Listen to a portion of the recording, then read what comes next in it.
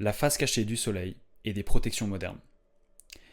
Depuis plus de 4,5 milliards d'années, la Terre tourne autour du Soleil, notre principale source d'énergie.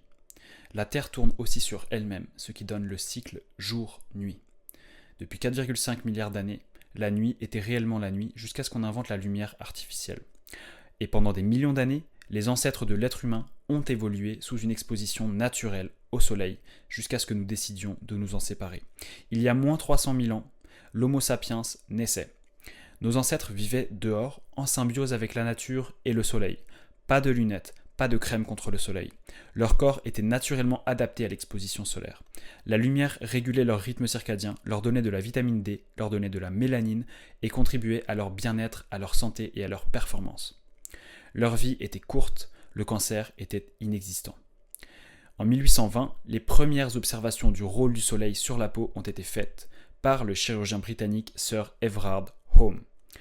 C'est l'un des premiers à découvrir que le soleil peut brûler la peau de personnes qui n'y sont pas habituées. Le monde commence alors à comprendre que notre relation avec le soleil n'est pas si simple. Surtout lorsque notre mode de vie s'en éloigne. En 1936, c'est la naissance des lunettes de soleil pour les pilotes. Les aviateurs de l'armée américaine ont besoin de se protéger des rayons ultraviolets à haute altitude. Ray-Ban crée alors les premières lunettes de soleil spécifiquement pour eux.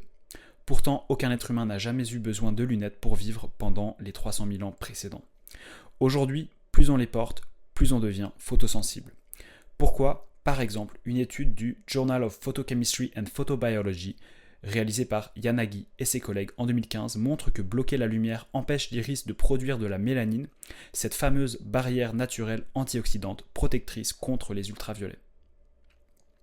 Au milieu du XXe siècle, les protections contre le soleil explosent. Le business contre le soleil explose.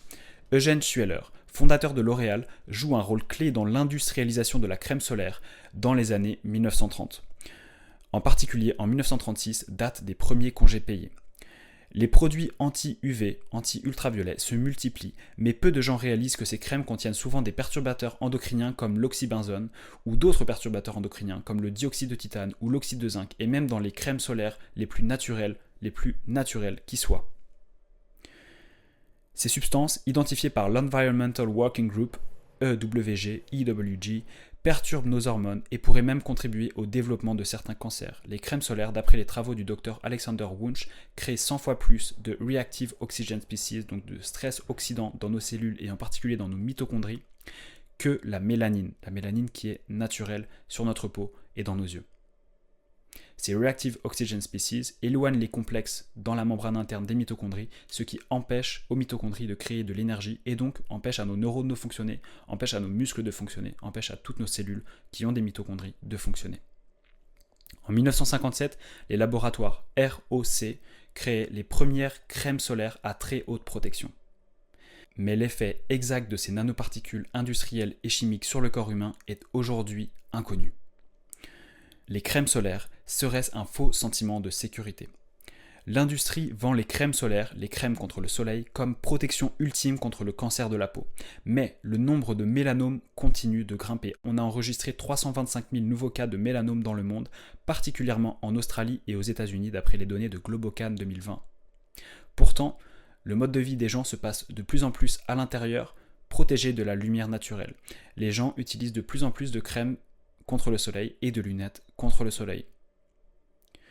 Même avec une protection généralisée, le cancer de la peau reste donc un problème croissant. La protection est-elle vraiment efficace ou cache-t-elle des effets néfastes ?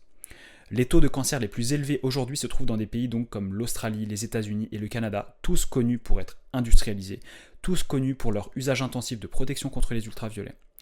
En 2020, ce graphique montre que l'incidence du cancer augmente de manière exponentielle après 40 ans dans les pays où l'utilisation de protection solaire est la plus répandue.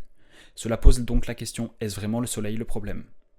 Prenons un autre exemple. Aux États-Unis, la crème solaire est utilisée en masse, mais le pays continue d'avoir des taux élevés de cancer de la peau, comme l'indique une étude de 2020 publiée dans le Journal of the American Academy of Dermatology. Il y a donc une incohérence entre la protection supposée et les effets réels. La science nous apprend aussi autre chose. De nombreux filtres ultraviolets chimiques comme l'oxybenzone et l'octocrylène présents dans la plupart des crèmes solaires sont des perturbateurs endocriniens. Ils perturbent nos hormones. Or, nous sommes des êtres qui fonctionnent grâce à des hormones qui communiquent entre les cellules. Une étude de 2001 dans Environmental Health Perspectives montre que ces substances peuvent perturber le système hormonal et augmenter le risque de cancer.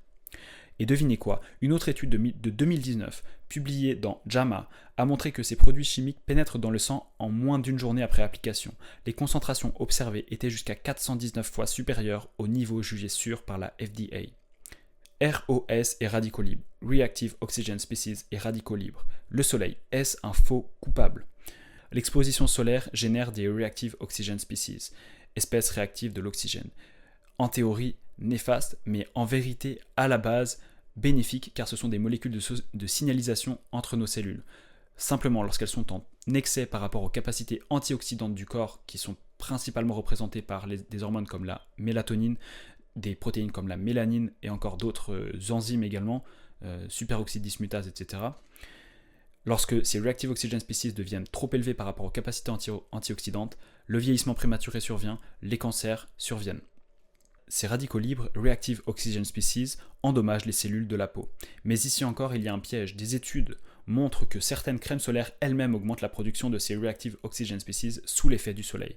Résultat, la crème solaire pourrait ironiquement favoriser les dommages cutanés et accélérer le vieillissement de la peau. En 2020, explosion des cas de cancer. Aujourd'hui, plus de 19,3 millions de nouveaux cas de cancer sont diagnostiqués chaque année dans le monde selon Globocan.